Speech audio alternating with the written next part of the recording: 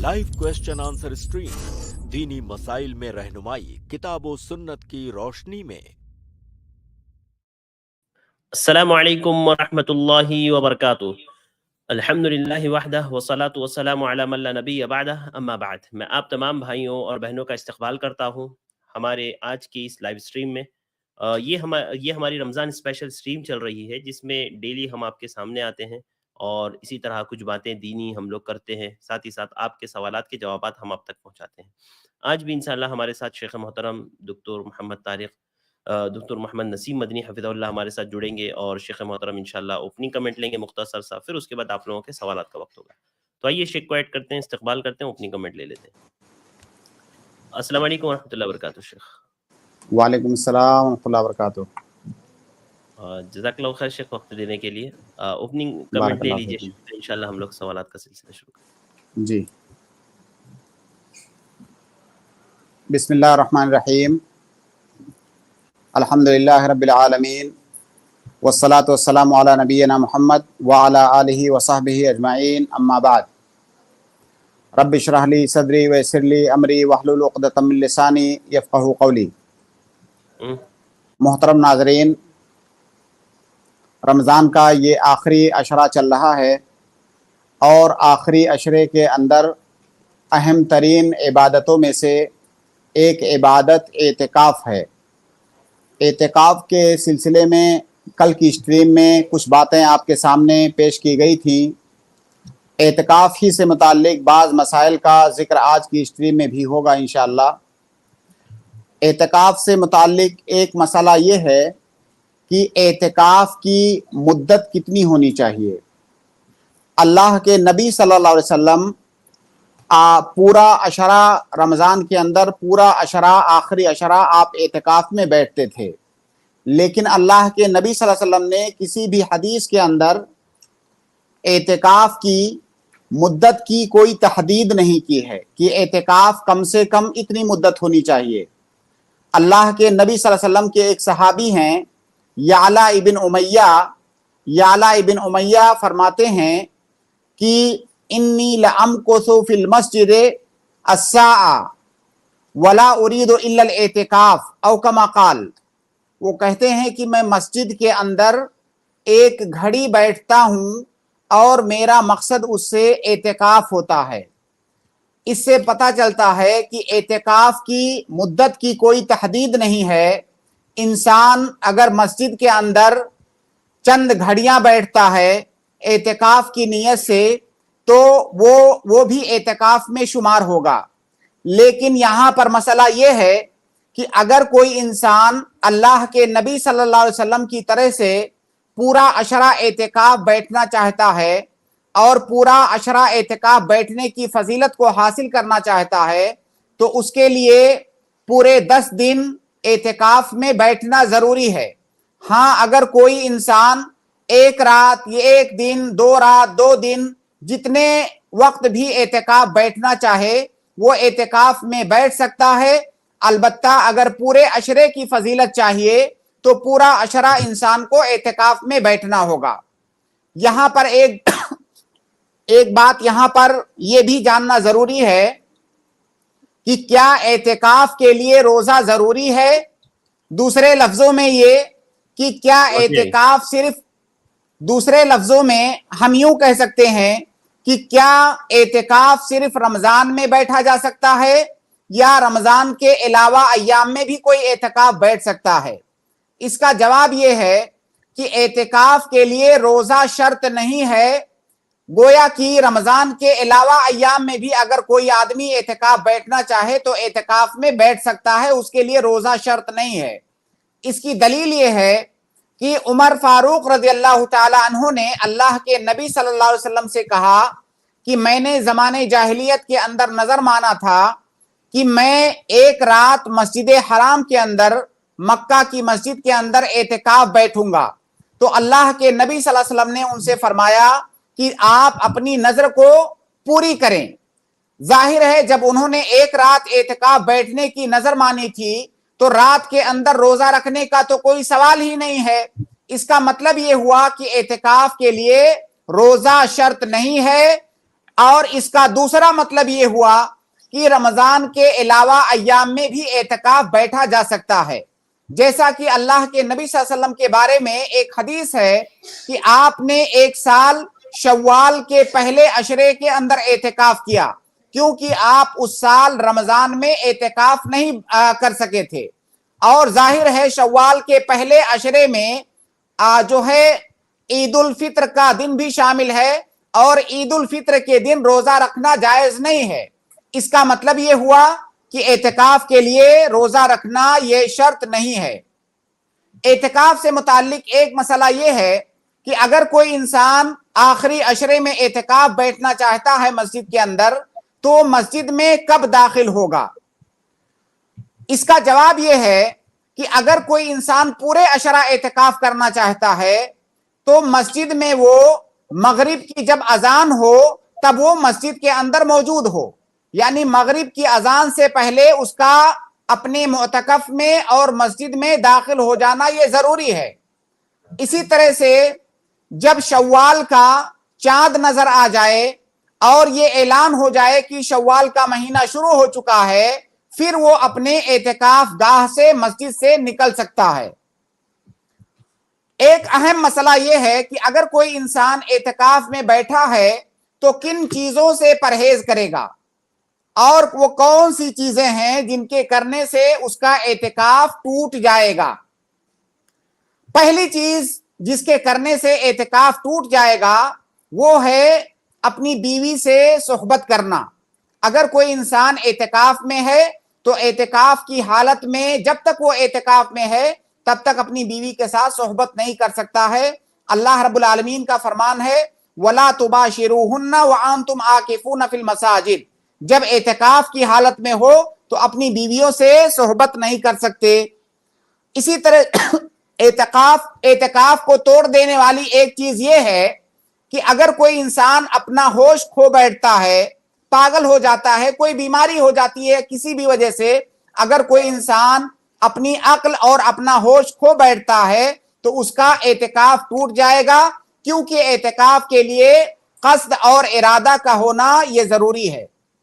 اسی طرح سے اعتکاف کو توڑ دینے والی ایک چیز یہ ہے کہ اگر کوئی انسان مرتد ہو جاتا ہے تو اس سے اس کا اعتکاف ٹوٹ جائے گا، کیونکہ مرتد ہونے کے بعد انسان کافر ہو گیا، اور کافر کی عبادت یہ صحیح نہیں ہے۔ اسی طرح سے اعتکاف کرنے والا انسان اگر وہ مسجد کے اندر موجود رہے لیکن وہ یہ نیت کر لے کہ میں اعتکاف سے باہر نکل رہا ہوں، یہ اعتکاف کی جو عبادت کر رہا ہوں اس عبادت سے باہر نکلنے کی میں نیت کر رہا ہوں، تو نیت کے ذریعہ سے بھی انسان اعتکاف سے باہر نکل جائے گا۔ اسی طرح سے اگر کوئی عورت اعتکاف میں ہے مسجد کے اندر اور اسے ماہواری آ جاتی ہے یا اس کے یہاں ولادت ہو جاتی ہے، اسے نفاس آ جاتا ہے، تب بھی اس کا اعتکاف ٹوٹ جائے گا اور اسے مسجد سے نکلنا ہوگا۔ اسی طرح سے اعتکاف کو توڑ دینے والی ایک چیز یہ ہے کہ اگر کوئی انسان اعتکاف میں ہے تو بغیر کسی ضرورت کے، بغیر کسی حاجت کے وہ مسجد سے نہیں نکل سکتا ہے۔ اگر کوئی انسان بغیر حاجت اور ضرورت کے مسجد سے نکلتا ہے تو ایسی صورت میں اس کا اعتکاف ٹوٹ جائے گا۔ اور انسان کی جو حاجت یا ضرورت ہے وہ حاجت شرعی بھی ہو سکتی ہے اور غیر شرعی یعنی طبیعی بھی ہو سکتی ہے۔ شرعی حاجت جیسے کوئی انسان کسی ایسی مسجد میں اعتکاف بیٹھا ہے جہاں پر جمعہ کی نماز نہیں ہوتی ہے، اب جمعہ کا دن پڑ گیا تو جمعہ کی نماز پڑھنا اس کے اوپر واجب ہے، اب ایسی صورت میں اس کو نکل کر کے دوسری مسجد میں جانا ہے، اس سے اس کا اعتکاف نہیں ٹوٹے گا کیونکہ وہ اس کی شرعی ضرورت ہے۔ اسی طرح سے انسان کی جو طبیعی ضرورتیں ہوتی ہیں ان کی وجہ سے بھی باہر نکلنے سے اعتکاف نہیں ٹوٹے گا۔ جیسے کوئی انسان اعتکاف میں بیٹھا ہے اور وہاں پہ کھانے پینے کا کوئی انتظام نہیں ہے، اس کو کوئی کھانا پہنچانے والا نہیں ہے اور کھانا کھانے کے لیے اسے باہر نکلنا پڑتا ہے، تو اس سے اس کا اعتکاف نہیں ٹوٹے گا۔ کہنے کا مطلب یہ ہے کہ اگر انسان کو ضرورت ہے، ایسی ضرورت جس کے بغیر کوئی چارہ نہیں ہے اور وہ باہر نکلتا ہے تو اس سے اس کا اعتکاف نہیں ٹوٹے گا، لیکن اگر بغیر کسی ضرورت کے وہ باہر نکلتا ہے تو اس کا اعتکاف ٹوٹ جائے گا۔ جیسے کوئی انسان किसी मरीज की इयादत करने नहीं जा सकता, ये जरूरत नहीं है। इसी तरह कोई इंसान जनाजे में शरीक होने के लिए नहीं जा सकता, ये उसकी जरूरत नहीं है। और कोई इंसान किसी की जियारत करने के लिए बाहर निकल के नहीं जा सकता, ये उसकी जरूरत नहीं है।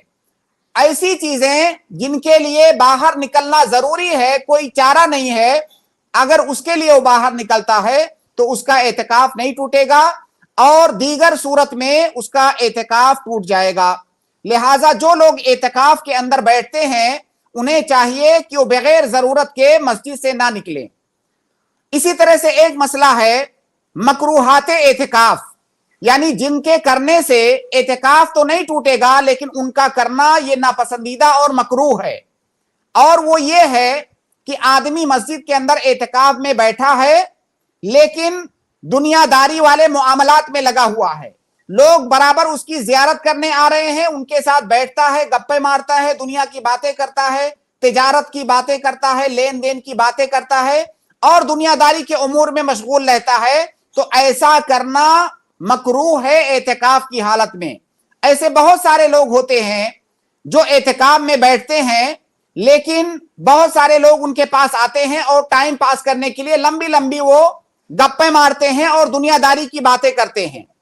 दुनियादारी की बातें करना यह मकरूहात एतिकाफ में से है। लिहाजा जो इंसान भी एतिकाफ में बैठे उसे चाहिए कि मुकम्मल तौर से इन अय्याम को अल्लाह रब्बुल आलमीन की इबादत में लगाए। वो चीजें जो इंतहाई जरूरी हैं, जिनके बगैर कोई चारा नहीं है, उन चीजों के लिए सिर्फ वो मस्जिद से बाहर निकल सकता है या सिर्फ उन चीजों के बारे में वो बात कर सकता है। बाकी वो अपने सारे औकात अल्लाह रब्बुल आलमीन की इबादत में, जिक्र व अज़कार में, कुरान की तिलावत में और नवाफिल पढ़ने में, दुआ करने में, इन चीजों में वो लगाए। अगर कोई इंसान इल्म सीखता है, किताबें पढ़ता है, दीन का इल्म हासिल करता है, तो ये काम भी वो कर सकता है क्योंकि ये भी इबादत है। बाकी दुनियादारी वाले जितने मुआमलात हैं उन तमाम मुआमलात से इंसान को अपने आप को दूर रखना चाहिए जब वो हालत एतिकाफ में हो। अल्लाह रब्बुल आलमीन हम तमाम मुसलमानों को दीन के समझने और उस पर अमल करने की तौफीक अता फरमाए।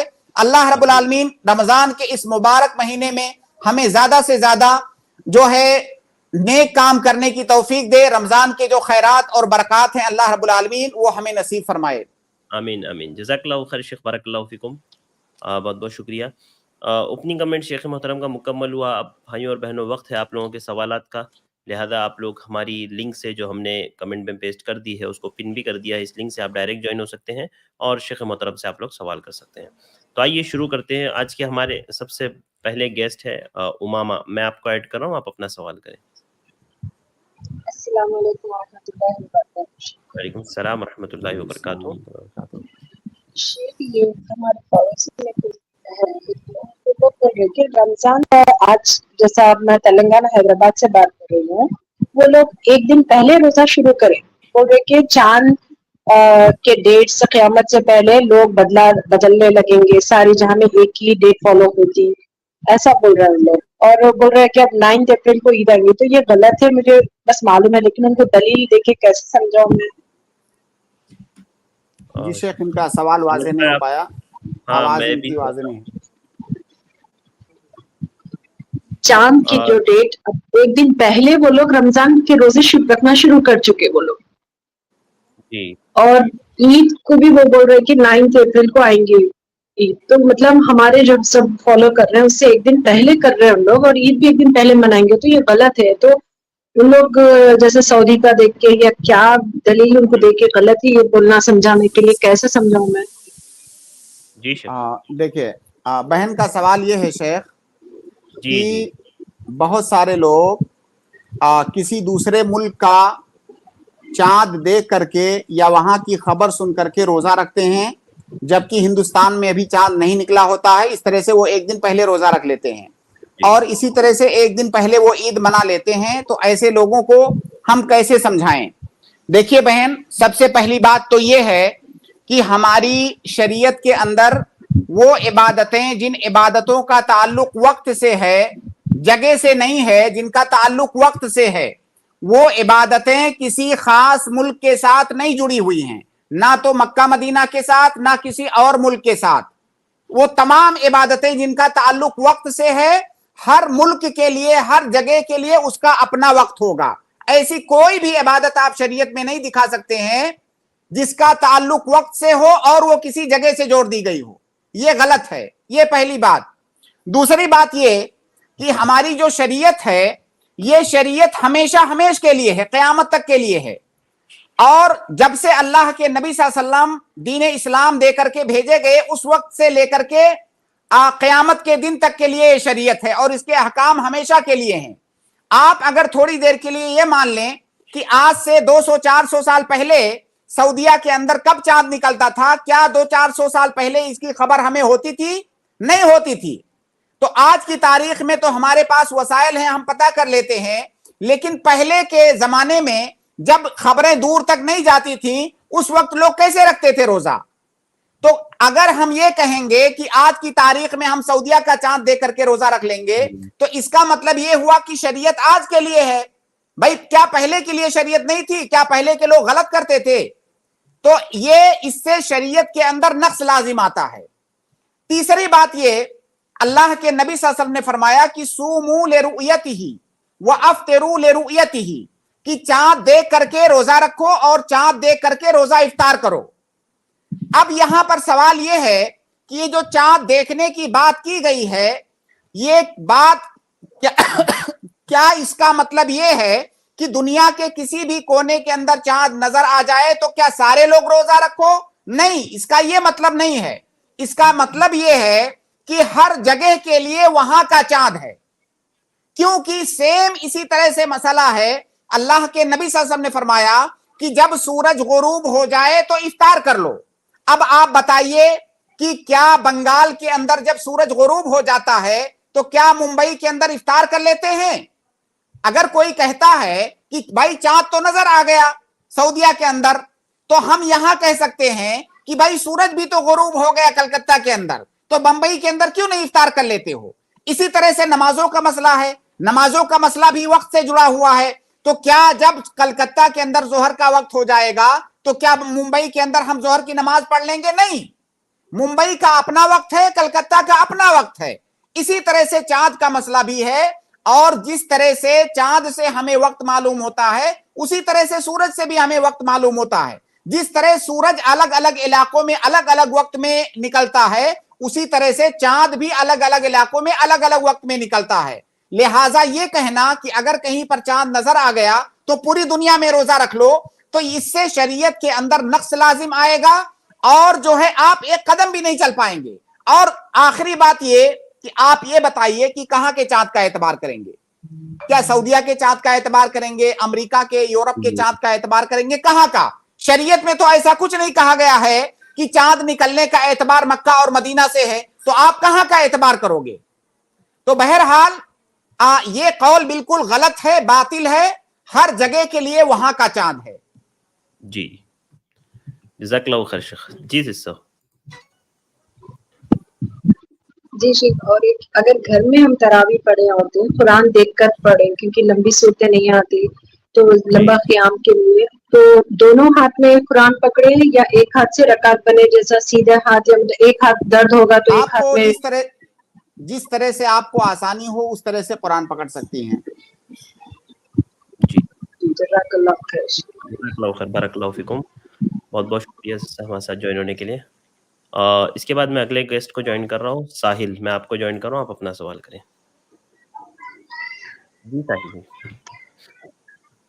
अस्सलाम वालेकुम रहमतुल्लाहि व बरकातुहू। रहमतुल्लाहि व बरकातुहू। शेख, मेरा दो सवाल था। मुख्तसरन जी। एक फितरा के मुतालिक था, एक रोज़ा टूटने के मुतालिक था। जी। क्या दादा अपने यतीम पोतों को फितरा दे सकता है? देखिए, एक उसूल है ज़कात के बाब में कि उसूल और फुरू एक दूसरे को ज़कात नहीं दे सकते हैं। उसूल और फुरू, फुरू का मतलब जैसे दादा असल है और उसके फरा हैं, उसके बेटे, उसके पोते, ये उसके फरा हैं। तो दादा अपने पोतों को ज़कात नहीं दे सकता है। ना तो पोते अपने दादा को ज़कात दे सकते हैं। जी भाई। जी सर। और दूसरा सवाल ये था कि जी रमजान के में बीवी की शर्मगाह और शौहर की शर्मगाह सिर्फ टच हो जाए तो क्या उससे रोजा टूट जाएगा? नहीं, इससे रोजा नहीं टूटेगा। ठीक है, जज़ाकल्लाह जी खैर। शुक्रिया, जज़ाकल्लाह। शुक्रिया। इसके बाद अगले गेस्ट है आरिफ, मैं आपको ऐड कर रहा हूँ, आप अपना सवाल करें। शेख आपका वीडियो थोड़ा सा अटक रहा है, तो आप ऑडियो से जुड़ जाएं। जी अस्सलाम वालेकुम ठीक शेख। है। वालेकुम अस्सलाम रहमतुल्लाहि व बरकातुहू। जी शेख, मेरा एक सवाल है कि आज जी से बोलिए। तकरीबन 10 साल पहले हमारे घर के जो ग्राउंड है वहाँ पे एक पेड़ पे एक तावीज़ लटकाया हुआ पाया गया। तो उस वक्त हमने अल्लाह ने हमें नज़र अता फरमाई, तो हम लोग देखा, तो उसके बाद उसे शायद जला दिया गया। तो मेरा सवाल ये है कि हो सकता है आज भी कहीं पर हो या फिर हमें दिखाई ना दे, तो और बुरे-बुरे सपने आते हैं घर के मेंबर्स को। तो अभी इससे बचने के लिए घर को इससे बचाने के लिए या फिर फैमिली मेंबर्स को इससे बचाने के लिए क्या करें? जी शेख। देखिए, पहली बात तो ये कि जब आपने उसे जला दिया, अगर किसी ने कुछ जादू टोना किया होगा तो उसको जलाने से वो जादू खत्म हो जाता है। पहली बात तो ये। उसके बाद भी अगर आपको शुबहा है, अगर कोई ऐसी परेशानी हो रही है तभी आपको शुबहा होना चाहिए। अगर कोई परेशानी नहीं हो रही है तो आपको शुबहा नहीं होना चाहिए। अगर ऐसी कोई दिक्कत हो रही है तो आप रुकिया शरिया कीजिए खुद से। आप जो है, पहली बात तो नमाजों की पाबंदी कीजिए, सूरह बकरा पढ़िए घर के अंदर ज्यादा से ज्यादा, क्योंकि अल्लाह के नबी सल्लल्लाहु अलैहि वसल्लम की हदीस है, जिस घर में सूरह बकरा की तिलावत होती है वहां जिन्नो शयातीन नहीं आते हैं, और जादू का ताल्लुक जिन्नो शयातीन से होता है। तो सूरह बकरा की तिलावत करें घर में ज्यादा से ज्यादा कुरान पढ़ें और आप रुकिया करें।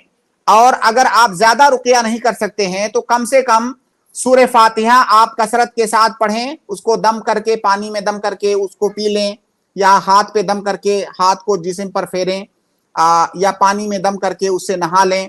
जो है कुल या अय्युहल काफिरून, कुल हुवल्लाहु अहद, कुल औज़ु बिरब्बिल फलक, कुल औज़ु बिरब्बिन नास, ये सूरतें कसरत के साथ पढ़ें, इनसे रुकिया करें। आयतल कुर्सी कसरत के साथ पढ़ के रुकिया करें। सूरह बकरा की जो आखिरी आयतें हैं, 2 आयतें, उनको पढ़ के रुकिया करें। अगर आप ऐसा करते हैं तो अगर कोई चीज होगी भी तो इंशाल्लाह वो धीरे धीरे खत्म हो जाएगी। लेकिन अगर कोई आपको परेशानी नहीं है तो यूं ही आप अपने आप को वसवसे में न डालें। जी शेख, अगर खुद को पढ़ जैसे सूरह बकरा अगर खुद को पढ़ना ना आए तो किसी से पढ़वा सकते हैं क्या? भाई, क्या घर में कोई ऐसा फर्द नहीं है जो सूरह बकरा पढ़ सके? जी है, मुझे मतलब नहीं आता। नहीं, आपको नहीं आता, घर के दूसरे अफराद घर के अंदर पढ़ें। आपको सूरह जी, फातिहा आती है कि नहीं? जी, जी, जी। सूरह फातिहा से अच्छा रुकिया और कुछ भी नहीं है।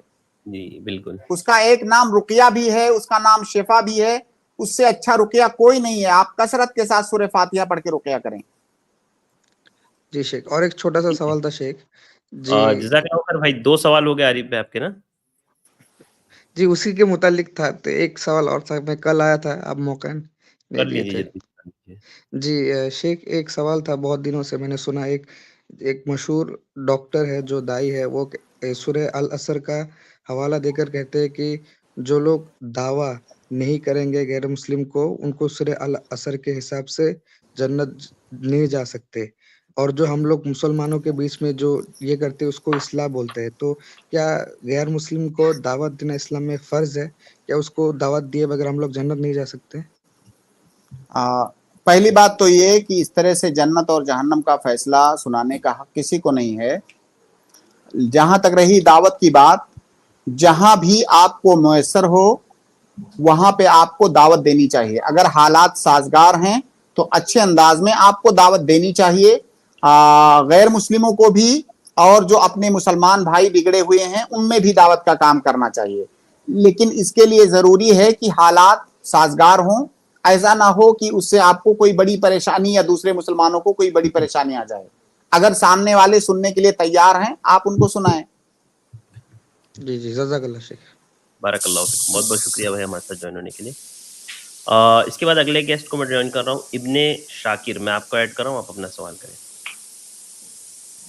جی السلام علیکم ورحمۃ اللہ۔ السلام ورحمۃ اللہ وبرکاتہ۔ شیخ میرا یہ سوال تھا، جو حدیث ہے من قام مع الامام حتی ینصرف والی، جس سے امام کے ساتھ قیام کرتا ہے یہاں تک کہ وہ فارغ ہو جائے، اس میں بعض حنفی مسجد میں جیسے کہ 20 رکعت نماز ہوتی ہے، تو کیا پوری 20 رکعت نماز پڑھنی ہے اور وطر بھی انہی کی طریقے سے پھر پڑھنا ہوگا؟ دیکھیے اس سوال کا جواب میں ایک چھوٹے سے سوال سے دوں گا۔ جیسے کسی امام کے پیچھے جب آپ نماز پڑھ رہے ہیں تو اللہ کے نبی صلی اللہ علیہ وسلم نے فرمایا کہ انما جعل الامام لیؤتم بہ، امام کو اس لیے امام بنایا گیا ہے تاکہ اس کی اتباع کی جائے۔ اگر کوئی کسی امام کے پیچھے آپ نماز پڑھ رہے ہو اور ظہر کی نماز وہ 4 کے بجائے 5 پڑھنے لگے تو کیا آپ اس کی اتباع کرو گے یا آپ اس کی اتباع نہیں کرو گے؟ اگر کوئی انسان اس کی اتباع نہیں کرتا ہے تو کیا ہم کہیں گے کہ اس نے سنت کی مخالفت کیا؟ نہیں، اس نے سنت کی مخالفت نہیں کیا، اس کی اتباع کرنا اس نے اس لیے چھوڑا کیونکہ وہ انسان سنت کی مخالفت کر رہا ہے۔ تو ہمیں امام کی اتباع وہاں تک کرنی ہے جہاں تک وہ سنت کے موافق کام کر رہا ہے۔ جب وہ سنت کی مخالفت کر رہا ہے تو گویا کی سنت کی یہ مخالفت اتباع کرنے سے مانع ہے۔ اگر یہ مانع نہ ہوتا تو ہم اس کی اتباع کرتے۔ اب جو 20 رکعت تراویح پڑھ رہا ہے وہ سنت کی مخالفت کر رہا ہے، اگر وہ یہ مخالفت نہیں کرتا تو ہم اس کا ساتھ دیتے، لیکن جہاں سے وہ مخالفت کر رہا ہے وہاں گویا کی اب ایک رکاوٹ پائی جا رہی ہے، ایک مانع پایا جا رہا ہے، ہم اس کی وجہ سے الگ ہو جائیں گے۔ تو اگر آپ 8 رکعت پڑھ کے الگ ہو جاتے ہیں تب بھی آپ کو انشاءاللہ اس حدیث کے اندر جو فضیلت بتائی گئی ہے وہ فضیلت ملے گی، کیونکہ آپ اپنی مرضی سے الگ نہیں ہو رہے ہیں بلکہ سنت کی اتباع کرنے کے لیے آپ الگ ہو رہے ہیں۔ جی جزاک اللہ خیر۔ بارک اللہ فیکم، بہت بہت شکریہ ہمارے ساتھ جوائن ہونے کے لیے۔ اس کے بعد اگلے گیسٹ کو میں ایڈ کر رہا ہوں، سسٹر شافیہ سلطانہ، میں آپ کو ایڈ کر رہا ہوں، آپ اپنا سوال کریں۔ السلام علیکم ورحمۃ اللہ وبرکاتہ۔ شیخ السلام اللہ وبرکاتہ۔ ایک میرا سوال ہے اعتکاف کے بارے میں۔ کوئی اعتکاف بیٹھتے ہیں اسی نیت سے کہ مجھے اولاد ہو جائے یا میری شادی جلد ہو جائے، ایسا نیت کر کے اعتکاف بیٹھنا صحیح ہے کیا شیخ؟ دیکھیے سسٹر، اعتکاف یہ ایک عبادت ہے اور عبادت کو عبادت کی نیت سے کرنا ہے۔ جب آپ اس عبادت میں داخل ہو گئیں تو آپ کے لیے پورا مکمل 24 گھنٹہ بلکہ 10 دن آپ اعتکاف میں ہیں، 10 دن آپ کثرت کے ساتھ دعا کیجئے۔ جو ضرورت بھی آپ کی ہے اس ضرورت کے لیے آپ دعا کیجئے۔ باقی فقط یہ نیت کرنا کہ مجھے اولاد ہو جائے اس لیے میں اعتکاف بیٹھ رہی ہوں، یہ غلط ہے، کیونکہ اعتکاف اللہ کی عبادت کی غرض سے کیا جاتا ہے، کسی دنیاوی مقصد سے نہیں۔ جب آپ عبادت کر رہی ہیں تو پھر اس عبادت کے اندر جو بھی آپ کی ضرورت ہے اس کے لیے آپ دعا کیجئے۔ جی ٹھیک ہے شیخ، اعتکاف کے بارے میں یہ تھا، جب اعتکاف بیٹھتے ہیں تو اچانک سے غیر محرم یعنی کہ جو رستہ ایسا ہے باتھ روم جانے کا، غیر محرم اچانک سے نگاہ پڑ جاتی ہے شیخ، کیا اسے اعتکاف رہے گا یا ٹوٹ جائے گا شیخ؟ آپ کی نگاہ پڑ جاتی ہے یا اس غیر محرم کی نگاہ پڑ جاتی ہے؟ غیر محرم کی نگاہ ہم پر پڑ جاتی ہے شیخ۔ تو اس وقت پردے سے نہیں ہوتے ہیں آپ لوگ؟ نہیں شیخ، ڈور آتے جاتے رہتے ہیں نا شیخ، ڈور اوپن کر دیتے ہیں کچھ لوگ۔ نہیں، تو ایسی مسجد، سنیے، ایسی مسجد جہاں پہ پردے کا انتظام نہیں ہے وہاں پہ اعتکاف بیٹھنا صحیح ہی نہیں ہے۔ یہ بات میں کل کے اسٹریم میں بتا چکا ہوں کہ عورت کے اعتکاف بیٹھنے کے لیے 2 بنیادی شرطیں ہیں، ایک تو شوہر کی اجازت اور دوسرا اس مسجد کے اندر ایسا انتظام ہو کہ بے پردگی نہ ہونے پائے۔ اگر کہیں پر ایسا انتظام نہیں ہے تو اس مسجد میں اعتکاف بیٹھنا صحیح نہیں ہے۔ یا تو جو ہے آپ کسی طریقے سے مسجد والوں تک یہ بات پہنچائیے کہ ایسا انتظام کر دیا جائے عورتوں کے لیے کہ جو غیر مرد ہیں ان کی نگاہ نہ پڑے عورتوں پر۔ ٹھیک ہے شیخ، جزاک اللہ۔ اور ایک سوال ہے کر لوں شیخ؟ جی جی کر لیجئے۔ شیخ، جب ہم قنوت وتر پڑھتے ہیں تو جب وہ دعا کے لیے ہاتھ اٹھاتے ہیں نا شیخ، تو ہم ختم ہونے بس سب لوگ اپنے چہرے پر ہاتھ پھیر لیتے ہیں، وہ کیا صحیح ہے کیا شیخ؟ देखिए किसी भी दुआ के बाद, चाहे वो कुनूते वित्र की दुआ हो, कुनूते नाजला की दुआ हो, या आम हालात में दुआ हो, जो हाथ उठाकर दुआ की जाती है, उसमें दुआ करने के बाद चेहरे पर हाथ फेरने के सिलसिले में कोई भी सही हदीस साबित नहीं है। जो हदीस इस सिलसिले में आई है वो ज़ईफ है, लिहाजा दुआ करने के बाद चेहरे पर हाथ ना फेरें। ठीक है शेख, अल्लाह शेख। जज़ाकल्लाहु खैर, बारकल्लाहु फीकुम। बहुत बहुत शुक्रिया सिस्टर हमारे साथ ज्वाइन होने के लिए। इसके बाद मैं अगले गेस्ट को ज्वाइन कर रहा हूँ। अगले गेस्ट है साकिब, मैं आपको ज्वाइन कर रहा हूँ, आप अपना सवाल करें। अस्सलामु अलैकुम व रहमतुल्लाहि व बरकातुहू। शेख अस्सलाम व रहमतुल्लाहि व बरकातुहू। शेख मेरा सवाल है कि अगर जी छोटे भाई जो है वो नमाज पढ़ने में और रोज़ा रखने में अगर सुस्ती और काहिली बरते तो हमें उनको किस हद तक समझाना है, और अगर हम समझाएं और अगर वो बुरा माने तो हम क्या करें? भाई का सवाल है, इनका कोई भाई अगर नमाज नहीं पढ़ता है, रोजा नहीं रखता है, तो किस हद तक समझाएंगे? भाई उसकी कोई हद मुतय्यन नहीं है, जब तक वो इस गुनाह में पड़े हुए हैं तब तक आप उनको समझाइए। आप बार बार समझाइए, अगर उनको बुरा लगता है तब भी आप समझाइए, आपको समझाने का अज्र मिलेगा, और समझाना ये आपके ऊपर वाजिब है। उसकी कोई हद मुतय्यन नहीं है कि आप 2 बार 4 बार कह के फिर आपका फर्ज जो है मुकम्मल हो गया। वो जब तक गुनाह कर रहे हैं, भाई आज उन्होंने रोजा छोड़ा, गुनाह किया, हम उनको समझाएंगे, कल छोड़ा कल भी समझाएंगे, तो जब तक वो नहीं माने तब तक उनको समझाते रहें। जी शेख, जी वाज़ेह। ठीक है और भाई, एक सवाल हाँ कर लीजिए। शेख, मुझे जानना था तकबीर उला की फजीलत को मुझे जानना था। जी शेख। तकबीर उला से मुराद भाई की शायद तकबीरतुल इहराम है, जो नमाज जहां से स्टार्ट होती है, पहली तकबीर। अल्लाह के नबी सल्लल्लाहु अलैहि वसल्लम की एक हदीस है कि किसी इंसान ने अगर 40 दिन तक उसकी तकबीरतुल इहराम नहीं छूटी, उसने जमात के साथ तकबीरतुल इहराम के साथ नमाज पढ़ी, तो कुतिबत लहू बराअतान, उसके लिए 2 तरह की बरातें लिख दी जाती हैं, बराअतुम मिनन निफाक व बराअतुम मिनन नार। निफाक से बराअत, बरात मतलब छुटकारा, और जहन्नम से छुटकारा। तो तकबीरतुल इहराम की ये फजीलत है। जी जी शेख, मैंने एक हदीस को सुना था शेख के जिसको मतलब तकबीरतुल इहराम मिल जाए तो गोया कि उसने अल्लाह की राह में 100 सुर्ख ऊंट कुर्बान की। ऐसी कोई हदीस है शेख? मुझे नहीं याद आ रही है इस वक्त ऐसी हदीस, वरना तकबीरतुल इहराम की बहुत ज्यादा फजीलत है। मुमकिन है और भी हदीसें हों, लेकिन जिसका आप जिक्र कर रहे हैं इस वक्त मुझे वो नहीं, ऐसी कोई हदीस याद आ रही है। वल्लाहु आलम। ठीक है साकिब भाई, बारकल्लाहु फीकुम, बहुत बहुत शुक्रिया। इसके बाद अगले गेस्ट है शकील अहमद, मैं आपको ऐड कर रहा हूँ, आप अपना सवाल करें। जी शकील साहब।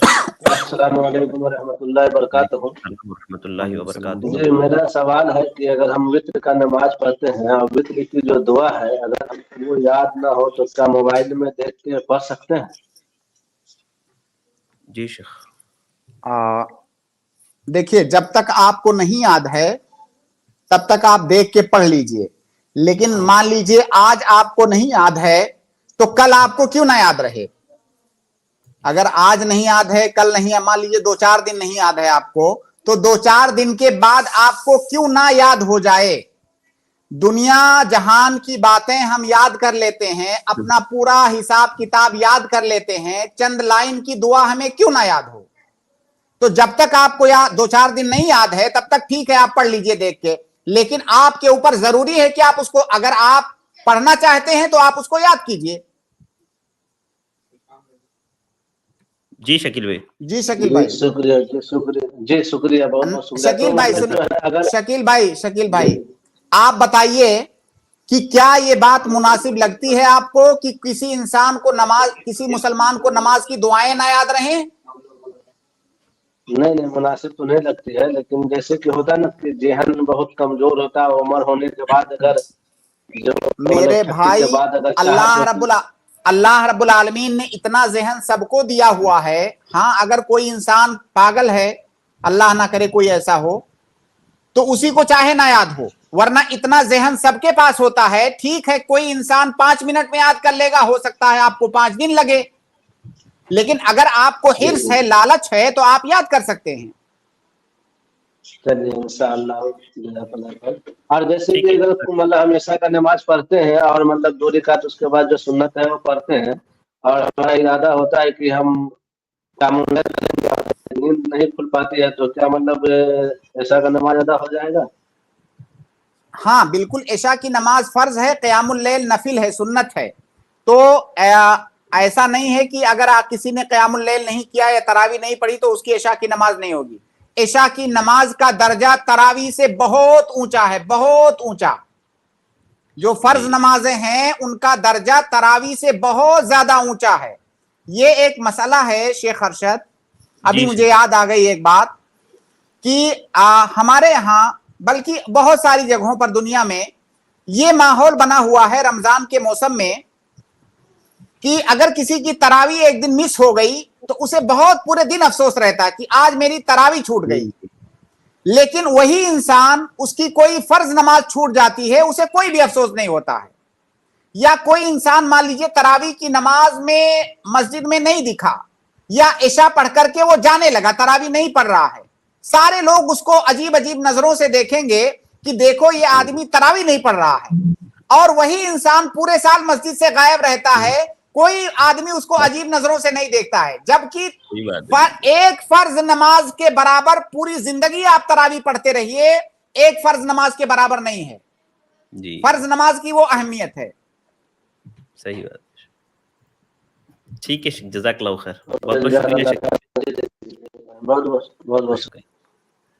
अगले गेस्ट है अब्दुल्ला, मैं आपको ऐड कर रहा हूँ, आप अपना सवाल करें।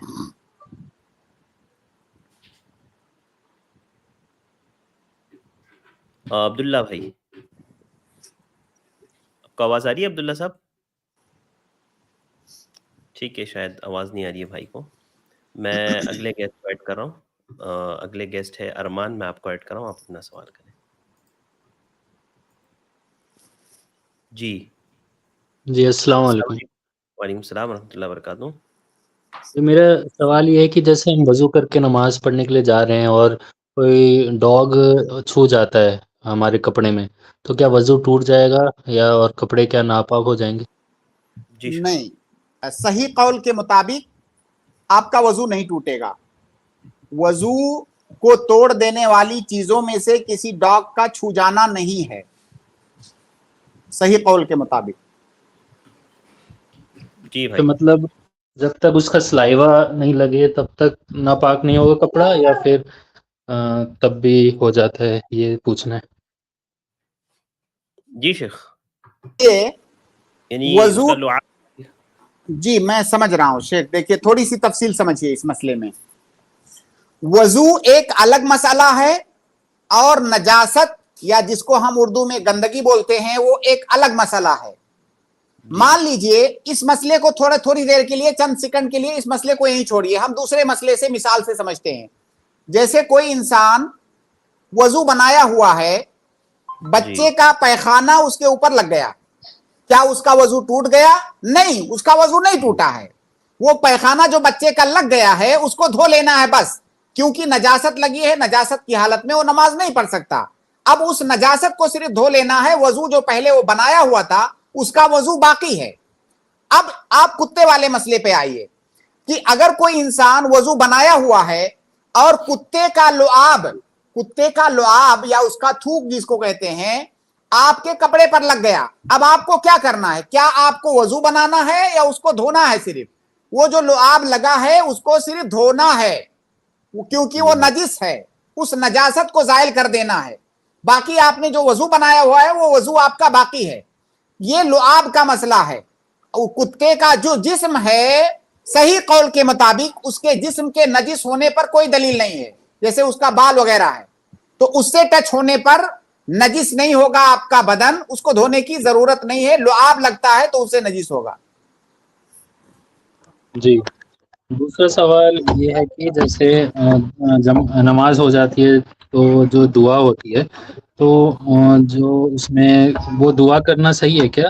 مطلب اس کے ساتھ آمین کہنا، کیونکہ میں نے سنا تھا کہ اجتماعی دعا کرنا میں سمجھا نہیں آپ کا سوال.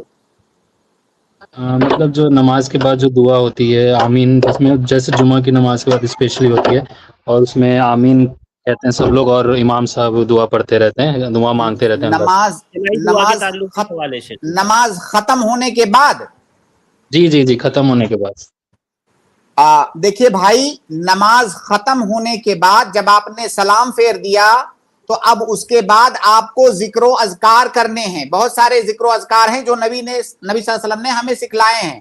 وہ ذکر و اذکار پڑھنے ہیں، دعا نہیں کرنی ہے. نبی صلی اللہ علیہ وسلم نے کبھی بھی نماز کے بعد دعا نہیں کیا اور ہمیں دعا کرنا نہیں سکھلایا. دعا کرنا ہے تو نماز کے اندر کیجئے. جب آپ نے سلام پھیر دیا تو آپ کے لیے سنت یہ ہے کہ آپ ذکر و اذکار کریں، وہاں پر دعا نہیں ہے. اور خاص طور سے جو اجتماعی دعا کرتے ہیں وہ تو بالکل بھی صحیح نہیں ہے کہ امام دعا کرتا ہے سارے لوگ پیچھے پیچھے آمین بولتے ہیں. یہ نبی صلی اللہ علیہ وسلم کا طریقہ نہیں ہے. نماز کے بعد ذکر و اذکار کرنی ہے. جی تو شیخ یہ جو دعا پر وہ دعا مانگتے اور آمین آمین کہتے ہیں، تو یہ صرف نماز کے بعد تو ویسے نہیں کرنا جیسا آپ نے بتایا، اور ویسے بھی نارمل ٹائم میں بھی نہیں کر سکتے ہیں کیا؟ جیسے ایسے خالی بیٹھے ہیں. خالی جب بیٹھے ہیں تو خالی بیٹھنے کی حالت میں اجتماعی دعا نہیں ہے، ہر آدمی اپنی دعا کرے. جی جزاک اللہ. بارک اللہ فیکم، بہت بہت شکریہ. اس کے بعد میں اگلے گیسٹ کو جوائن کر رہا ہوں. انصار، آپ اپنا سوال کریں. جی انصار. السلام علیکم ورحمۃ اللہ وبرکاتہ. وعلیکم السلام ورحمۃ اللہ وبرکاتہ. شیخ زکوٰۃ کے سوال تھا. کسی کو پہلے ہی کسی کو ضرورت تھا پیسہ، تو وہ پیسہ دیے تھے، لیکن ابھی اس کو لگ رہا ہے کہ وہ نہیں دے پا رہا ہے، اتنا مجبور ہے، وہ پیسہ نہیں دے پا رہا ہے، تو ہم بعد میں اس کو زکوٰۃ بول کے چھوڑ سکتے ہیں کیا؟ ٹھیک ہے، زکوٰۃ کا پیسہ اتنا تھا میرا بول کے چھوڑ سکتے ہیں کیا؟ بھائی کا سوال یہ ہے کہ کسی انسان کو انہوں نے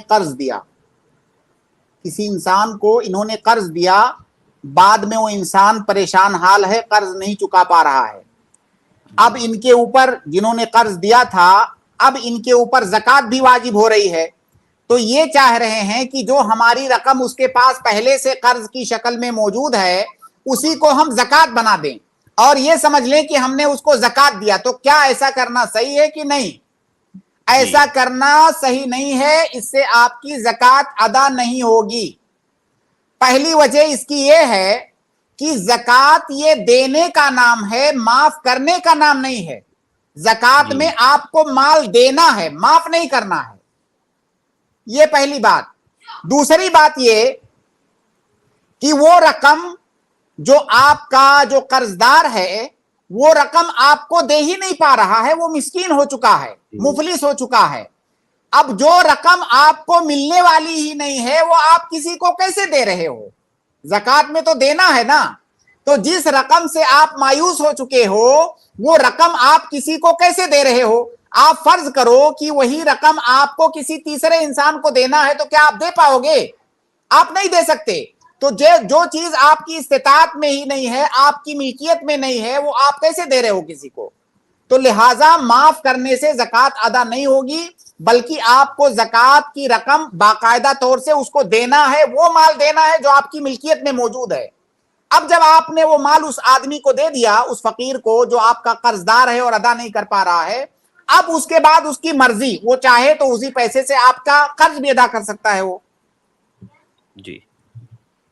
جی بھائی جواز ہے. اور ایک کوشچن تھا زکوٰۃ کا ریلیٹڈ. کوئی بزنس کے طور پہ پلاٹ لے لیے ہیں، تو ابھی ہم کو وہ 1 سال کا گزر چکا ہے، وہ زکوٰۃ نکالنا ہے، تو ہم کو پتہ نہیں نا. جو ایگزامپل میں 5 lakhs میں ایک پلاٹ لیا ہے، ابھی جو مارکیٹ میں چل رہا ہے وہ پتہ نہیں، ایک بار 6 ہوتا 7 ہوتا، کیا وہ ریٹ میں نکالنا ہے یا ہم جو لے چکے ہیں 5 lakhs میں اس کا زکوٰۃ نکالنا ہے؟ جو فلیٹ آپ نے لیا ہوا ہے 1 سال پہلے اور اب اس کا سال گزر گیا ہے، تو جس دن سال گزرتا ہے اس دن آپ پتہ کیجئے کہ مارکیٹ ویلو اس کی کیا ہے. ٹھیک ہے مارکیٹ میں تھوڑا 9-10 کا فرق ہوتا ہے, تو آپ ایک ایوریج اس کا ریٹ پتا کیجئے کہ اس کا ایوریج, اس کی ویلو کیا ہے مارکیٹ میں, اسی کو آپ اس کی قیمت مانیے اور اس میں سے 2.5% نکال دیجئے. جی ٹھیک ہے, جزاک اللہ ٹھیک, خیر. بارک اللہ فیکم, بہت بہت شکریہ انصار بھائی. شیخ, جس کے پاس قرض ہے اس کو پہلے سے بول سکتے ہیں بھائی میں زکوٰۃ دے دوں گا, میرے کو واپس کر دینا میرا پیسہ؟ کیسے؟ یعنی کوئی میرا مقروض ہے, جی, اب مجھے زکوٰۃ نکالنی ہے, تو میں زکوٰۃ اس کو دے دوں اور پھر بول دوں کہ بھائی میرا قرضہ واپس کر ہاں دو, بالکل فوراً اسی وقت بالکل, مانگ لوں؟ بہت اچھا سوال, بہت اچھا آپ نے پوچھ لیا, بہت اچھا کیا. جب آپ اس کو زکوٰۃ دے رہے ہو تو آپ یہ شرط نہیں لگا سکتے کہ اسی سے میرا قرض تم لوٹا دینا. آپ اگر یہ شرط لگا رہے ہو تب صحیح نہیں ہے, کیونکہ جب آپ اس کو زکوٰۃ دے رہے ہو, زکوٰۃ کا مال, تو اب وہ مالک ہو گیا. ٹھیک ہے, زکوٰۃ دینے کے بعد آپ مطالبہ کرو کہ بھائی آپ میرا قرض باقی ہو کب لوٹاؤ گے, لیکن آپ اس شرط پر نہیں دے سکتے کہ میں اسی شرط پہ دوں گا جب تم اسی مال سے میرا قرض لوٹاؤ گے. جی, تو یہی بول دیتے ہی فوراً مانگ سکتا ہوں شیخ میں کہ میرا قرض دے دو؟ بالکل, آپ نے مان لیجئے اس کو 1 لاکھ روپیہ زکوٰۃ کی شکل میں دیا, جی ٹھیک ہے, اس کے بعد آپ تقاضا کر سکتے ہو. زکوٰۃ دینا الگ مسئلہ ہے, آپ کا قرض الگ مسئلہ ہے. آپ کا اپنے قرض کا تقاضا کرنا بالکل درست ہے, آپ تقاضا کر سکتے ہو. ٹھیک ہے, جزاک اللہ. اس کے بعد میں اگلے گیسٹ کو ایڈ کر رہا ہوں. اگلے گیسٹ ہے اختری بیگم, میں آپ کو ایڈ کر رہا ہوں, آپ اپنا سوال کریں. السلام علیکم ورحمۃ اللہ وبرکاتہ. سے میرا سوال ہے کہ جب مطلب ہم عورتیں نمازیں پڑھنے جاتے ہیں مسجد میں, تو بہت ساری عورتیں ہیں جو ڈیلی 2 دن 3 دن پر مٹھائیاں بانٹتی ہیں مسجد میں, تو کیا یہ صحیح ہے؟ جی شیخ, کیا کہا انہوں نے آخر میں؟ مٹھائیاں بانٹتی ہیں شیخ مسجد میں کچھ خواتین 2 دن میں 3 دن میں. دیکھیے بہن, اس مٹھائی بانٹنے کا تعلق اگر وہ نماز سے سمجھتی ہیں تو غلط ہے, اس کا تعلق نماز سے نہیں ہے. اب ایسے ہی ہم لوگ آپس میں ملتے ہیں, کسی جگہ پر اجتماع ہوتا ہے لوگوں کا, اور مجھے شوق ہے کہ میں اپنے بھائیوں کو بہنوں کو میں کچھ ہدیہ دوں, کچھ کھلاؤں پلاؤں, تو میں دے سکتا ہوں, لیکن اس کا نماز سے کوئی تعلق نہیں ہے. اگر وہ نماز سے اس کا تعلق جوڑ کے دیکھ رہی ہیں تو غلط ہے. آپ ویسے ہی ظاہر ہے وہاں پہ آپ کی بہنیں نماز پڑھنے جاتی ہیں, آپ ان کو کوئی چیز کھانے پینے والی چیز گفٹ کرنا چاہتی ہیں, کیجئے, بہت اچھی بات ہے, لیکن نماز سے اس کا کوئی تعلق نہیں ہے. دوسری بات یہ کہ اگر یہ اس طرح سے رواج بننے لگے کہ لوگ اس کو نماز سے جوڑ کر دیکھنے لگے, تو اس سے بچنا چاہیے, نہیں کرنا چاہیے. کیونکہ آج تو آپ ٹھیک ہے, آپ ایسے ہی کسی کو ہدیہ کر رہی ہیں مٹھائی, اب کل کو یہ چیز ہوتے ہوتے ہوتے وہ باقاعدہ نماز کا حصہ بن جائے گی. تو اگر اس طرح کی صورتحال بن رہی ہے تو نہیں کرنا چاہیے. باقی مٹھائی کسی کو دینے میں کوئی حرج نہیں ہے. جی شیخ, ایک اور سوال ہے, پوچھ لوں؟ جی پوچھ لیجئے.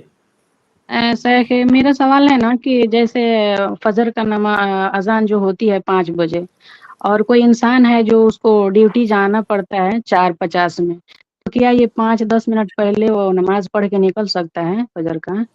یا کوئی نہیں بہن, نہیں, بالکل ٹائم سے پہلے نماز پڑھنے کی کوئی گنجائش نہیں ہے. جب تک ٹائم نہ ہو جائے, ٹائم یہ شرط ہے نماز کے لیے, تو جب ٹائم ہو جائے تبھی آپ نماز پڑھ سکتے ہیں. وہ تھوڑا سا انتظار کر لیں 10-5 منٹ, یا جہاں پہ ڈیوٹی پہ جا رہے ہیں وہاں جا کے پڑھ لیں گے نماز. جی سر, جزاک اللہ سر. السلام علیکم ورحمۃ اللہ وبرکاتہ. وعلیکم السلام ورحمۃ اللہ وبرکاتہ. جی, بہت بہت شکریہ. اگلے گیسٹ ہے ادیب, میں آپ کو ایڈ کر رہا ہوں, آپ اپنا سوال کریں. السلام علیکم سر. وعلیکم السلام ورحمۃ اللہ وبرکاتہ. شیخ, میرا سوال یہ تھا کہ کہتے ہیں کہ یہاں اب آخری عشرہ جب شروع ہو گیا ہے, تو جو مسجد ہے تو مسجد کے اندر 11 رکعت تراویح کی نماز ہوتی ہے, اور اس کے بعد پھر وہ لوگ اعلان کرتے ہیں کہ 3 بجے یا رات کے 3:50 پہ تہجد وہ لوگ پڑھیں گے. تو جو لوگ نہیں پڑھنا چاہتے, جو لوگ تہجد پڑھنے آئیں گے, تو پھر وہ لوگ وہ جو آخری جو وطر کے ساتھ 1 رکعت کے بعد کھڑے ہو جائیں, تاکہ وہ لوگ ان کی وطر نہ ہو, اور پھر وہ جب آخری تہجد پڑھیں تو اس کے ساتھ وہ ان کا تہجد ہو جائے. تو اس کے اندر میرے 2-3 سوال اسی کے اندر ہی ہے کہ ایک سوال یہ ہے کہ کیا یہ کرنا ہے وطر کے لیے کے بعد کھڑے ہو جانا, کیا یہ صحیح ہے؟ اور دوسری چیز یہ ہے کہ وطر مطلب کہ اگر کسی انسان نے 11 رکعت پڑھ لی اور پھر وہ جاتا ہے, اگر کیا یہ جانا, یہ باضابطہ انتظام کرنا اور وہاں جانا, وہاں جا کے نماز پڑھنا, کیا یہ صحیح ہے؟ اور اگر کوئی ایک انسان وہیں بیٹھا ہو مسجد میں اپنا جیسے قرآن پڑھ رہا ہو اور وہ لوگ کھڑے ہوتے ہیں, تو کیا مجھے جوائن کرنا چاہیے؟ تو یہ 3 سوال ہیں اس کے اندر. شیخ ان کا تینوں سوال ایک ایک کر کے پلیز آپ میرے لیے دہرائیں, بہت اچھے سے نہیں سمجھ سکا میں. پہلا سوال یہ ہے شیخ کہ وہاں پر لوگ جو ہے 2 رکعت یعنی 3 رکعت پڑھنے کے بعد وطر کی ایک اور پڑھتے ہیں, 4 کر لیتے ہیں اس کو, یعنی طاق سے اس کو جفت کر لیتے ہیں, تو کیا یہ کرنا صحیح ہے؟ کیا پہلا سوال. جی ہاں, تو یہ صحیح ہے. اگر کوئی آدمی امام کے ساتھ وطر پڑھا اور بعد میں ایک رکعت اس میں ملا کر کے جب امام نے سلام پھیرا تو اس نے سلام نہیں پھیرا, ایک رکعت اور پڑھ کے اس نے اس کو جفت بنا لیا, تو ایسا وہ کر سکتا ہے. لیکن اس کے لیے ضروری ہے کہ جب وہ کھڑے ہو امام کے ساتھ وطر پڑھنے تو اس کی یہی نیت ہونی چاہیے کہ میں اس کو جفت بناؤں گا, وطر کی نیت نہیں ہونی چاہیے. تو اس کو وہ اجر وہی ملے گا شیخ من قام مع الامام والا. دیکھیے افضل تو اس میں یہی ہے کہ وہ امام کی اتباع مکمل طور سے کرے, لیکن دیکھیے جو امام کے ساتھ قیام کرنے کی جو شرط ہے وہ شرط اس نے پوری کیا. جب تک امام نے نماز پڑھی تب تک اس نے نماز پڑھا, تو وہ شرط تو پوری ہو گئی, تو انشاءاللہ اس کو وہ اجر ملے گا. لیکن یہ طریقہ سلف کا یہ طریقہ نہیں رہا ہے. نماز کے جو اصول ہیں ان اصولوں کی روشنی میں تو یہ صحیح ہے, لیکن بہتر یہ ہے کہ وہ امام کے ساتھ وطر پڑھے. اب اگر اس کے دماغ میں یہ پریشانی آ رہی ہو, اگر اسے یہ بات ستا رہی ہو کہ میں بعد میں نفل کیسے پڑھوں گا, تو بعد میں آپ نفل پڑھ سکتے ہو وطر پڑھنے کے بعد. اور میں کئی بار اسی اسٹریم میں بتا چکا ہوں کہ اللہ کے نبی صلی اللہ علیہ وسلم سے وطر پڑھنے کے بعد نفل پڑھنا ثابت ہے. تو آپ اس کے لیے فکر مند مت ہو کہ اگر میں نے وطر پڑھ لیا تو نفل کیسے پڑھوں گا. آپ وطر پڑھ لیجئے امام کے ساتھ, بعد میں آپ نفل پڑھیے جتنا آپ کی مرضی ہو. ٹھیک ہے. ادیب بھائی دوسرا سوال آپ کا بتا دیجیے, اس میں اصل میرے ذہن سے نکل گیا. دوسرا سوال یہ تھا کہ کہتے ہیں کہ یہ جو انتظام بنا ہے جس کے اندر 11 رکعت پڑھی گئی, اس کے بعد پھر لوگ جا رہے ہیں تہجد کے لیے رات کے 3 بجے, کیا یہ صحیح ہے؟ کیا نہیں, کوئی انسان جانا چاہے جا سکتا ہے؟ دیکھیے یہ ایک مسجد میں ایک ہی رات میں 2 بار تراویح کی نماز پڑھنا, ایک بار تراویح نام دینا, دوسری بار تہجد نام دینا, یہ غلط ہے. یہ بالکل کہیں ثابت نہیں ہے. اور بار بار یہ بات بتائی جا چکی ہے اس اسٹریم میں کہ تراویح اور تہجد قیام اللیل یہ سب ایک ہی نماز ہے. جب آپ نے عشاء کے بعد تراویح کی نماز پڑھ لیا, اب اس کے بعد جماعت بنانے کی ضرورت نہیں ہے. کسی انسان کو نفل مطلق پڑھنا ہوگا تنہا وہ پڑھے, مسجد میں پڑھے یا گھر میں پڑھے. دوبارہ سے جماعت بنا کر کے تہجد کے نام پر پڑھنا یہ صحیح نہیں ہے. بہت سارے علماء نے تو اس کو بدعت کہا ہے. جی شیخ تیسرا سوال اسی کے اندر یہ تھا کہ کہتے ہیں کہ کوئی ایک انسان ہے اور اگر مسجد میں بیٹھا ہے, مطلب جیسے کہ تراویح ہوئی اس کے بعد وہ اپنا قرآن پڑھ رہا ہے, اور اس کے بعد پھر رات ہوئی مطلب جیسے, اور پھر ان لوگوں نے تہجد کے نام والی جو جماعت سے نماز شروع کر دی, تو کیا یہ انسان ان کو جوائن کرے یا پھر اپنا بیٹھا رہے؟ نہیں, ان کو نہ جوائن کرے. وہ ایک غلط کام کر رہے ہیں. دوبارہ جماعت بنا کر کے تراویح کی جماعت, اس میں ان کا ساتھ نہ دے. اس کو پڑھنا ہے تو یہ تنہا پڑھے. جی شیخ, جزاک اللہ خیر. بارک اللہ فیک, بہت بہت شکریہ. اس کے بعد اگلے گیسٹ ہے خیر قادری. میں آپ کو ایڈ کر رہا ہوں, آپ اپنا سوال کریں, اس کے بعد میں عامر کو ایڈ کروں گا انشاءاللہ. السلام علیکم ورحمۃ اللہ وبرکاتہ. السلام ورحمۃ اللہ وبرکاتہ. شیخ میرا سوال ہے, لیکن اس سے پہلے میں وہ کل آپ نے غسل کے طریقے بتائے تھے شیخ, تو میں نے نماز نبوی میں پڑھا تھا, حدیث کا حوالہ یاد نہیں ہے لیکن حدیث ہی تھی کہ اللہ کے رسول صلی اللہ علیہ وسلم وضو کرتے غسل سے تو مسا نہیں کرتے, مطلب دونوں ہاتھ دھوتے کونی سمیت اور مسا نہیں کرتے, اور 3 چلو پانی سر پہ ڈالتے پھر بدن پہ. تو کیا ایسا کرنا یہ صحیح حدیث سے ثابت ہے؟ کیونکہ میرے کو پڑھ کے کافی ٹائم ہو گیا, میرے کو ایسا یاد ہے. میرے بھائی, اللہ کے نبی صلی اللہ علیہ وسلم کی حدیث ہے کہ ثم توضأ وضوءه للصلاة, یہ حدیث کے الفاظ ہیں کہ اللہ کے نبی صلی اللہ علیہ وسلم نے وضو کیا جیسے نماز کے لیے وضو کی جاتی ہے, تو آپ مکمل اسی طرح سے अच्छा, वो मसा वगैरह सब कर रहे हैं उसमें। जी जी जी। अच्छा नमाज की शेख तरह दूसरे, सब आ जाएगा ना भाई।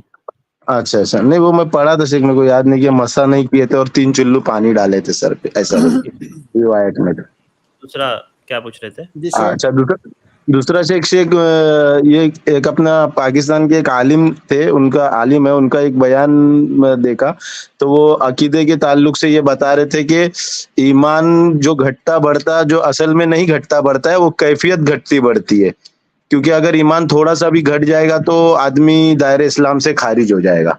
तो ईमान नहीं घटता बढ़ता है, वो कैफियत कम ज्यादा होती रहती है। ये बहुत अजीब किस्म की बात है।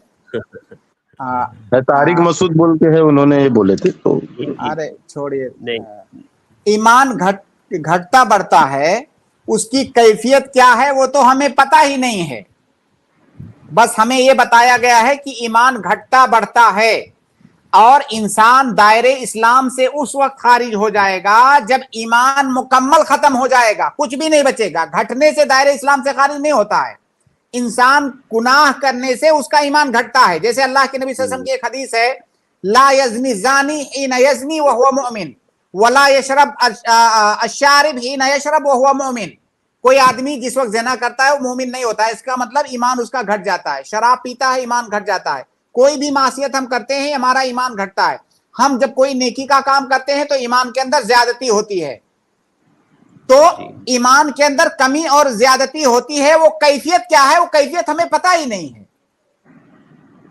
जी जी जी जी अपना अच्छा से एक लास्ट सवाल है छोटा सा, ये कि जो तरावी शेख हम पढ़ते हैं, तो वो जो हदीस में आता है कि जिसने ईमान और सवाब की नियत से लैलतुल कद्र में कयाम किया तो एक शख्स उसको ये अजर मिलेगा। जो तो एक शख्स जो सिर्फ तरावी पढ़ा लैलतुल कद्र में, तो क्या उस कयाम में वो लैलतुल कद्र के कयाम में वो शामिल हुआ? मेरे भाई, वो जो आप तरावी कह रहे हो ना, वही क़याम है। जिसको आप तरावी बोल रहे हो ना, वही क़याम है। क़याम लैलतुल कद्र वही तो है। तो अगर आपने जमात के साथ तरावी पढ़ लिया, इमाम का मुकम्मल साथ दिया, तो गोया कि आपने पूरे रात क़याम किया। हाँ, आप तरावी जमात से नहीं पढ़ रहे हो तो फिर घर में क़याम करो आप। जी जी जी, तो वो उसमें शामिल हो जाएंगे कयाम वाले इसमें। भाई पहले तो ये समझ लें कि क़याम और तरावी दो चीज नहीं है, सेम है। आप क़याम बोलो या तरावी बोलो। जी जी जी, जज़ाकल्लाह जज़ाकल्लाह। बरकल्लाहु फिकुम भाई। अगले गेस्ट है आमिर, मैं आपको ऐड कर रहा हूँ, आप अपना सवाल करें। जी आमिर। अस्सलाम वालेकुम रहमतुल्लाह। वालेकुम रहमतुल्लाह वबरकातुहू। कैसे हैं हजरत? अल्हम्दुलिल्लाह, अल्लाह का शुक्र है। अल्हम्दुलिल्लाह। जी, हमारा क्वेश्चन जो है पूरे कुछ थोड़ा हल्का सा बड़ा है, लेकिन उसके लिए हम पहले ये क्लियर करना चाहते हैं कि क्या मुसलमानों के अंदर, जो इस्लाम के अंदर इस चीज़ की इजाज़त है किसी भी हाल और सिचुएशन में गैर मुस्लिमों के त्यौहार में शरीक होना और उनकी हैप्पी होली या मैरी क्रिसमस, ये सब हैप्पी छठ पूजा, ये सब कहना, क्या इस्लाम के अंदर इजाज़त है किसी भी तरीके से, कोई भी सिचुएशन से? हाँ, एक सिचुएशन में है इजाजत। अगर आपसे गन पॉइंट पे करवाया जाए तो इजाजत है। अगर इस तरीके से किया, ये तो बिल्कुल बिल्कुल एकदम आपने सही कहा। अगर इस तरीके से किया जाए कि एक बहुत बड़ा जो एनजीओ है और वो कह रहा है कि हम दीन के नाम पे हम काम करते हैं और हम दावत का काम करते हैं, इससे लोग जो है गैर मुस्लिम हमारे करीब आएंगे और हम हैप्पी क्रिसमस और मैरी क्रिसमस हम बजाबता बोलते हैं, उसमें शरीक होते हैं, बजाबता हम उनका फेसबुक है, उनका यूट्यूब है और बहुत बड़े लेवल पे उनका एनजीओ काम कर रहा है। ये बात समझ में आ गई भाई आपके। असल में कैसा है ना, शेख ने बुनियादी आपको बता दिया कि एक ही उसकी शर्त है, एक ही उसके लिए रास्ता है, अगर वो हो तो है। तो अब आप कितना भी बड़ा क्यों ना हो वो, और कितना देखिए भाई, देखिए, आप तौहीद की दावत देने के लिए, आप ये जो दावत की बात कर रहे हैं, इस्लाम और तौहीद ही की तो दावत की बात आप कर रहे हैं। किस चीज की दावत की बात? आप तौहीद की दावत की बात कर रहे हैं। क्या कहीं ऐसा मुमकिन है कि जो है तौहीद की दावत देने के लिए आप शिर्क करो? क्या किसी मरीज, सुनिए शामिल हो भाई, वो शिर्क है। शिर्क करना, शिर्क में शामिल होना, शिर्क में मदद करना, ये सब बराबर है। ہاں اس کے مراتب ہو سکتے ہیں، کیٹیگریز ہو سکتی ہیں اس کی، لیکن یہ شرک ہے۔ اللہ قرآن کریم کے اندر صاف طور سے بھائی اللہ کے نبی صلی اللہ علیہ وسلم سے ان لوگوں نے کیا کہا تھا کہ تھوڑا سا تو آپ نرمی دکھاؤ، ایک دن تھوڑا سا ہمارے معبودوں کی پرستش کر لو، اور کیا کیا لالچ دیا تھا۔ قرآن کریم میں اللہ تعالیٰ نے کیا کہا، قل یا ایھا الکافرون لا اعبد ما تعبدون، آخر میں اس سورت کے کیا کہا، لکم دینکم ولی دین، جہاں پر ہمارے ایمان، عقیدہ، توحید، اسلام، دین کی بات آئے گی وہاں میرے لیے میرا دین ہے، آپ کے لیے آپ کا دین ہے، ہم وہاں پہ کمپرومائز نہیں کر سکتے۔ بھائی وہاں پہ کمپرومائز کریں گے تو کچھ بچے گا ہی نہیں، اس کے بعد میں دعوت کا کام کس لیے کروں گا؟ جب ہمارا ایمان ہی نہیں بچا تو پھر میں دعوت کا کام کرنے سے کیا فائدہ؟ اچھا سیخ، آپ ایسے این جی او والے کو آپ کیا کرنا چاہیں گے جو پورے انڈیا لیول پہ اور انڈیا سے باہر بھی کام کر رہے ہیں اور اسی طریقے سے کام کر رہے ہیں؟ اور میرا جو ہے سنیے میں کچھ بھی نہیں کرنا چاہوں گا، میں نے ایک شرعی حکم بتا دیا، باقی اس این جی او کا میں کچھ نہیں کر پاؤں گا۔ نہیں کرنا نہیں، کہنا بولنا، آپ کیا کہنا چاہیں گے ان کے بارے میں؟ میں ان کے بارے میں یہی کہنا چاہوں گا کہ بہت تیزی سے لوگ جا رہے ہیں اور سارے لوگ مسلم جو ہے وہ ہیپی نیو ایئر اور یہ ہیپی ہولی، ہیپی درگا بھائی پوجا، آپ کے سوال کا جواب میں دے چکا ہوں، اب آپ مجھے نہیں معلوم کہ کن الفاظ میں آپ مجھ سے جواب چاہتے ہیں۔ نہیں ہم کلیئر ایک دم چاہتے ہیں، کیونکہ اصل بات یہ جو جماعت ہے نا وہ اہل حدیث جماعت سے ہی تعلق رکھتی ہے، اس لیے میں نے کہا کہ غلط ہے، اب اس سے کلیئر آپ کیا کہنا چاہتے ہیں؟ نہیں آپ اس سے کلیئر کیا کہلوانا چاہتے ہیں؟ میں مطلب غلط۔ جزاک اللہ خیر عامر بھائی، بارک اللہ فیکم، امید ہے آپ کو جواب مل گیا ہوگا۔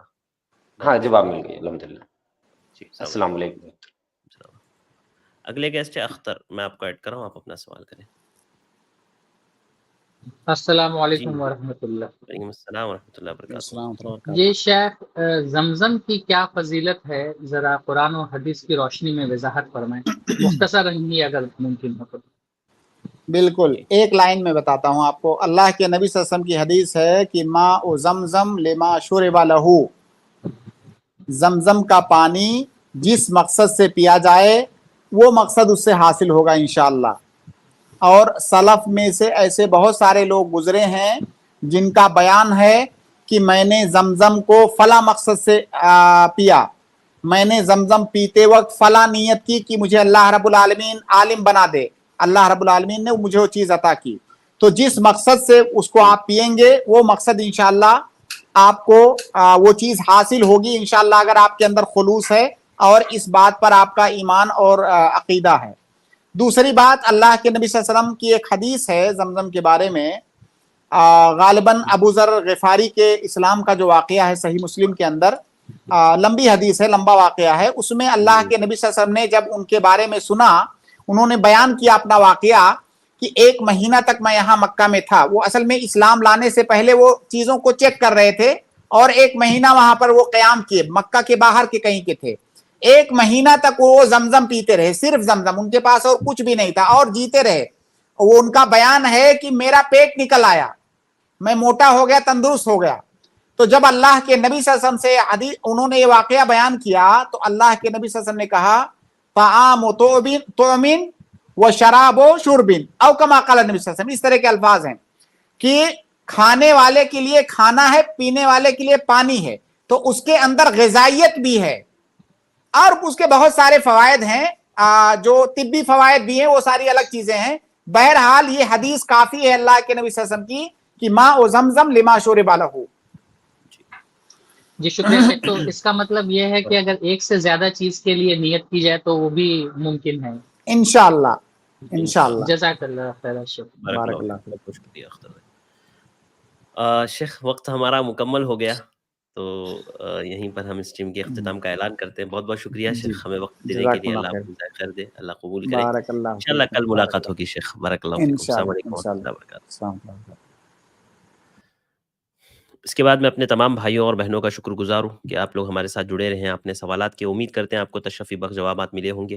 عزیز بھائیوں اور بہنوں، آج کے لیے بس اتنا ہی۔ جن بھائیوں اور بہنوں کے سوالات نہیں ہو پائے ان سے میں گزارش کروں گا کہ کل کی اسٹریم میں آپ ضرور آئیں، انشاءاللہ میں کوشش کروں گا آپ کے جوابات لینے کی شیخ محترم سے۔ آج کے لیے بس اتنا ہی، مجھے دیجیے اجازت۔ السلام علیکم ورحمۃ اللہ وبرکاتہ۔